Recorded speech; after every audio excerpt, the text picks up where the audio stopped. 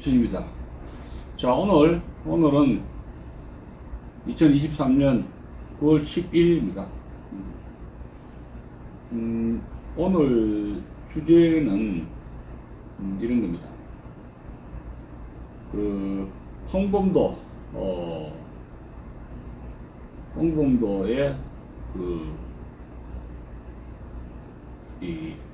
홍범도를 둘러싼 역사인식. 글이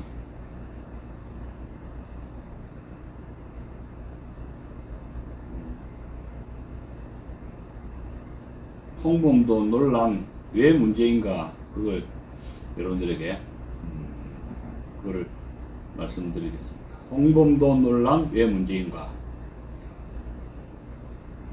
한선 브리프 통본 272호에 실린 건데요.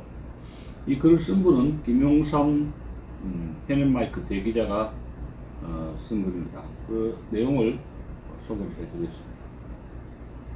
역사란 허구의 상상력으로 빚어낸 창작물이 아니라 역사적 사실에 기반을 둔 엄중한 학문이 역사학이죠. 히스토리컬 팩트에 기반을 둔다는 겁니다. 실증적인 게 기본이에요.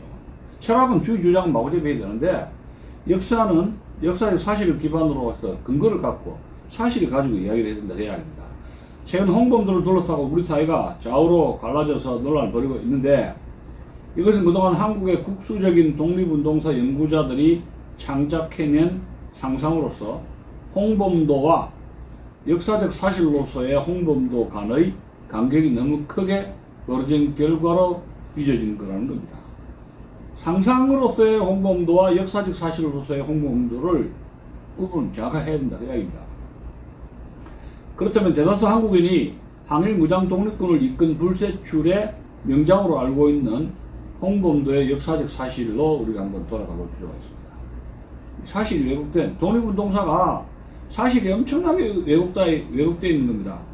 홍범도의 첫 번째 이력은 탈영병입니다. 평양, 감영, 병졸 근무 도중에 상관을 구타하고 도주해서 그런 개마본 일대에서 병졸 시절에 배운 사격 솜씨로 직업 포수로 활동을 하게 됩니다. 이 와중에 포수들을 결집하여 의병대를 조직, 게릴라전으로 일본군을 괴롭히게 됩니다. 자, 다시 일본군에게 쫓겨서 국내 활동이 어려워지자 연해주로 망명, 연해주에서 의병을 이끌고 국경을 넘어와 일본군을 공격하기도 했습니다. 이런 기록은 한국 독립운동사에서 공적으로 인정받을 수 있는 부분으로 생각이 됩니다. 1919년 8월 8일 홍범도는 연해주에서 모집한 대한독립군 106명을 인솔하여 간도로 이동합니다. 그곳에서 최진동, 안무 등과 손잡고 1920년 5월 대한북로군 독군부를 출범시키게 됩니다. 한국인들의 영혼 속에 봉오동과 청사리 전투는 우리 독립군이 거둔 항일 무장투쟁의 위대한 승전보로 각인되어 있습니다. 그런데 흥분하기 전에 기억해야 할 분명한 사실은 1916년 무렵 일본군의 전시병력 규모가 163만 8천 명이었다는 엄중한 사실입니다. 와세다대학 국제법 교수 시노부 준페이는 제1차 세계대전 성전국 일본의 국제적 위상을 세계 5대 열강, 세계 3대 군사 강국으로 정의한 바 있습니다. 그에 맞선 한국의 무장 독립군은 어떤 수준이었습니까? 중국 구이조 육군 군관 학교를 졸업하고 독립운동을 위해 간도로 간 김홍일은 1921년 3월 29일 장백현에서 대한독립군 비단에 합류했습니다.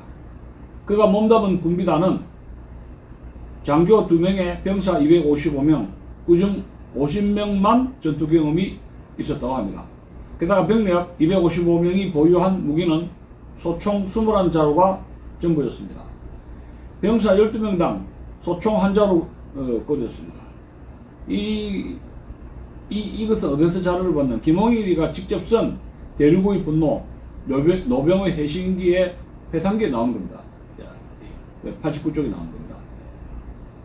자, 부대라고 칭하기조차 민망한 수준의 독립군이 무슨 신출귀몰한 전술 전략으로 세계 3대 군사 강국인 일본군 정규군과 싸워서 대성을 거둘 수가 있었겠습니까?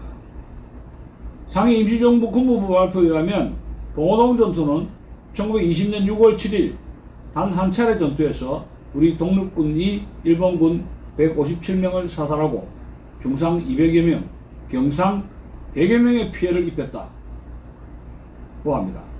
그와 반면에 우리 독립군은 전사 4명인데 장교 1명, 병사 3명, 중상 2명에 불과했다고 합니다.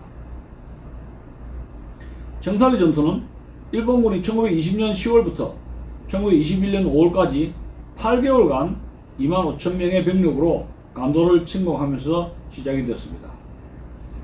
일본군은 최신형 대포, 항공기, 기관총 등 최신 무기를 동원하여 독립군 근거지를 포위했습니다. 독립군 지도자들은 10월 초 회의를 열어 피전, 즉 도주하기로 결정했습니다. 근거지를 포위당한 독립군이 탈출 과정에서 발생한 것이 바로 청산리 전투입니다. 10월 21일부터 7일간 10여 차례에 걸쳐 진행된 청산리 전투에 대한 상해 임정의 공식 발표는 이런 겁니다. 일본군 사살 1254명, 이게 또 박은식의 한국 독립운동 지열사에서는 약 1600명 사살, 청산리 전투에 참여했던 이범석은 회고록 우둥불에서 일본군 사상자 3300명, 독립군 피해는 전사 60여 명, 부상 90여 명, 실종 200여 명이라고 밝힌 바 있습니다. 하지만 이것이 사실인지 확인해 봅시다. 곳곳에서 봉오동 청산리 전투의 독립군 대첩에 대한 이의가 의문이 제기되었다는 겁니다. 일본 방위대 교수 사사키 하라다카는 그의 책 조선전쟁 전사로서의 한국 독립운동의 연구에서 일본 측 자료를 통해 봉오동 전투는 일본군 추격대가 한국 독립군 24명을 사살하고 부상자 다수를 냈으며 일본군 피해는 전사자 1명뿐인 일본군의 승리라고 밝힌 바 있습니다. 또 청산리 일대에서는 일본군 전사자 11명, 부상자 24명, 말 10필의 희생을 치렀을 뿐이라고 주장을 했습니다. 자, 신효승 동북아 역사재단에서 근무하는 신효승 씨는 이런 말입니다. 봉오동 청산리 전투의 전과를 정확하게 알 수 있는 근거가 아주 부족하다고 지적한 바 있습니다. 그동안 한국 측이 주장해온 우리 독립군의 압승은 그럴듯한 소문에 기초한 신화에 불과하다는 주장입니다. 자, 또 동북아 역사재단에서 일하는 장세윤은 여러 자료를 통해 봉오동에선 일본군 100여 명 살상, 청산리에선 일본군 400에서 500여 명이 살상되었으며 우리 독립군도 그에 못지않게 큰 피해를 본 것으로 봐야 한다고 주장했습니다. 이것은 출처는 장세윤 중국 동북지역 민족운동과 한국 현대사라고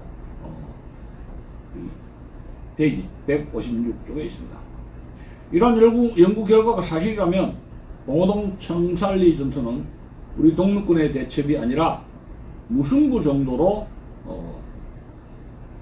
정정한 것이 올바른 역사인식이 아닐까 그런 생각을 하게 됩니다. 자, 두 번째, 자유수 참변의 흑역사입니다. 흑역사에 자유수 참변의 흑역사에 대해서 말씀드리겠습니다. 포위되었던 한국 독립군은 각자 도생 방식으로 일본군 포위망을 간신히 탈출했습니다. 이때 코민테른의 지원으로 한국 최초의 공산주의 정당을 조직한 이동휘가 한국 독립군이 자유시로 들어오면 레닌 정부가 도와주기로 했다라는 메시지를 전파하게 됩니다.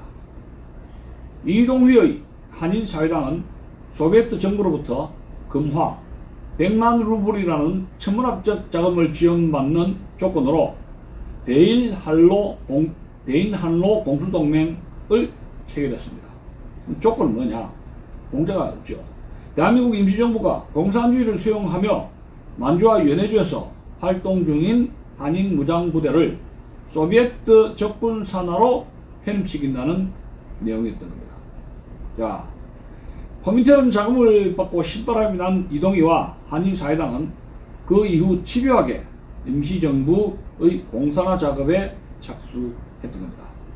이동희는 대한이라는 낡은 이름을 버리고 조선이라는 이름을 사용하자라고 제안했으며 태극기를 폐지하고 푸른 천에 세 개의 붉은 별이 있는 국기로 대체해야 한다고 주장을 했습니다. 자, 이 주장은 마트베이, 쭈모 피에비치, 김준영이 번역했는데 일제와 극동 시베리아의 한인 사회주의자들은 역사 비평사에서 1990년에 나왔습니다. 쪽 106쪽에 있습니다. 또 임정을 혁명위원회로 개편하고 시베리아로 옮기려고 노력을 했습니다. 자, 그것이 여의치 못했죠. 임정을 탈퇴한 이동희는 간도 연해주의 한국인 무장부대를 시베리아 영내로 끌어들이는 작업에 착수했습니다. 그들의 감언이슬에 속아 홍범도를 비롯하여 자유시에 집결한 한인 무장부대는 4,500여 명, 이들 중 홍범도, 최진동, 안무, 이청천 등을 비롯하여 사회주의 공산주의 계열은 소비에트 적군 산하로의 편입을 받아들이게 됩니다. 하지만 절반 정도는 적군 산하로의 편입을 거부하자 소비에트 정부는 자신들의 명을 따르지 않는 한국 독립군의 무장 해제를 명령하게 됩니다. 1921년 6월 28일 소비에트 정부는 적군 편입을 거부한 한국 독립군을 포위하고 장갑차를 앞세워 공격을 했습니다. 자, 이때 홍범도, 이청천 등도 동료를 학살하는 소비에트 적군 편에 가담한 사실이 여러 사료를 통해 밝혀지고 말았습니다. 자, 이게 참 사료를 통해 밝혀진 거예요. 김옥일은 자유시 참변 당시 희생된 한국 독립군은 700에서 800명, 부상자 수백 명, 골목장으로 끌려간 인원수는 무려 1000여 명이 넘었다고 주장한 바 있습니다. 김홍일의 저작집 대륙의 분노 페이지 106쪽에 있습니다. 적군의 포로가 된 독립군은 우스문 골목장에서 강제노역형에 처해졌다는 겁니다. 이것은 박영석이 쓴 한국 독립군 병사의 항일전투 페이지 179에서 181쪽에 있습니다. 이것이 한국 독립운동의 흑역사로 기록된 자유시위 참변의 몰골이다, 비극이다, 이렇게 말씀드릴 수 있습니다. 자, 이 자유시위 참변은 가해자도 피해자도 모두 한국인이 앞장서서 일을 저지른 거예요. 항일 독립운동의 영웅으로 추앙받는 홍범도가 자유시위 참변에서 한국 무장 독립군을 몰살시키는 데 앞장섰다는 사실을 독립운동 연구자들은 열심히 해놓고도 왜 떳떳하게 밝히지 못하는 겁니다. 못하는 것입니까? 자, 그러면 세 번째로 홍범도의 공산당 이력을 좀 살펴보겠습니다. 세 번째 주제입니다. 소비에트 적군 산하로의 편입을 수용한 홍범도를 비롯한 2천여 명은 고려혁명군 여단으로 재편되었고 홍범도는 제1대대장에 임명되었습니다. 자유시위 참변 일주일 후인 1921년 7월 5일 코민테른은 고려혁명군을 이루크츠크로 이동시켜 소비에트 적군 산하로 강제 예속시켜버리고 말았습니다. 이로써 이동희의 한인사회당이 레닌 정부와 체결한 공수동맹, 즉 만주와 연해주 일대의 한인 무장부대를 소비에트 적군에 귀속시키는 작업이 완벽하게 진행이 되고 말았습니다. 이때부터 고려혁명군은 보로얄테리아 혁명정신의 함량, 즉 공산화를 위한 혁명교육에 돌입하게 되었던 겁니다.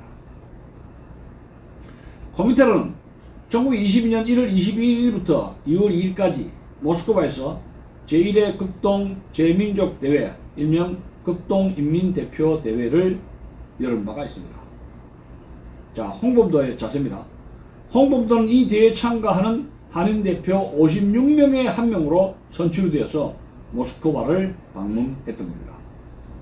대회가 끝난 2월 초에 홍범도는 한인 무장세력, 즉 고려 혁명군 대표 자격으로 레닌 트로츠키와 면담하는 기회를 가졌습니다. 레닌은 대공을 세운 홍범도에게 혁명 정권에 협조해준 감사의 표시로 금화 100루블, 군복 한 벌, 홍범도 이름이 새겨진 권총을 선물로 주었다는 겁니다.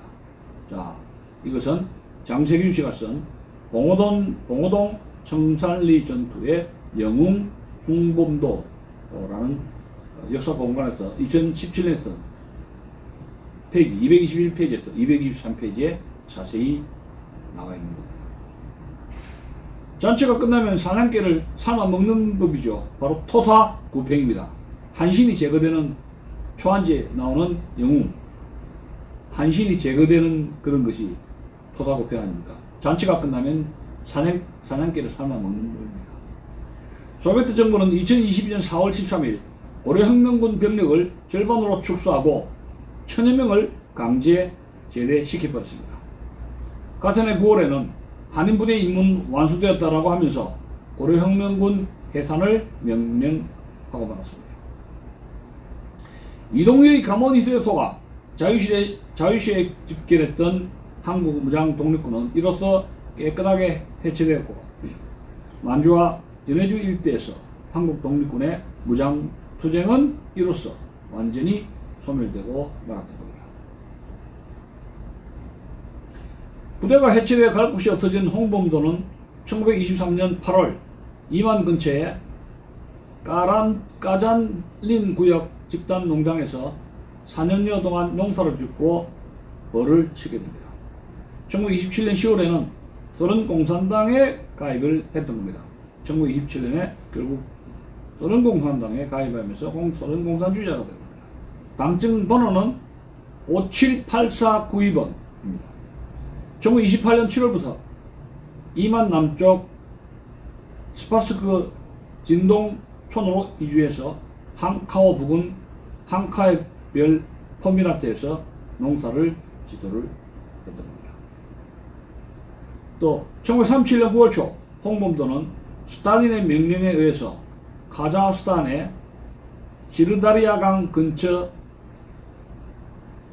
전 아르크존 사막지대로 강제 이주당하게 되었습니다. 1938년 4월에는 거질오르다로 이주하여 조선극장 수의장이 임명되었고 1943년 10월 25일 그곳에서 사망을 한 겁니다. 네 번째, 건국정신을 훼손한 서운참. 홍범도는 사상적 동지였던 이동희의 감원 이슬에 속아 자유시로 이동, 동료 독립군을 몰살하는 편에 가담했습니다. 레닌으로부터 소비에트 적군 편입을 거부하는 한국 독립군을 청소해 주어서 고맙다고 격려금과 권총까지 선물받았고 소련공산당에 입당하여 당원이 된 사람입니다. 이승만 대통령은 1948년 8월 15일 대한민국 정부 수립을 선포하는 자리에서 한국인이 일제치하에서 수행한 독립운동의 목적은 개인의 근본적 자유를 위해서라는 의미를 부여한 바 있습니다. 그런데 독립수립 이후 1917년 1월까지 독립유공자로 선정되어 건국훈장을 받은 대표적인 몇 사람의 이력을 추적해보면 놀라운 사실이 발견됩니다.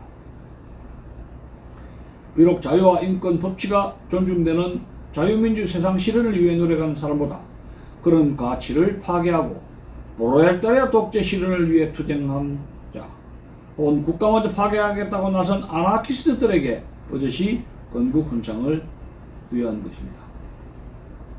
홍범도가 대한민국 건국을 위해 어떤 노력을 했기에 문재인 대통령은 그에게 건국훈장 중에서 최고 등급인 대한민국장을 추서했으며 국방부와 육사에 그의 흉상을 세워놓았던 것입니까? 참으로 괴이한 일이 수시로 벌어지는 무시무시한 나라가 된 것이 바로 대한민국이다. 이런 말씀을 드리는 것입니다.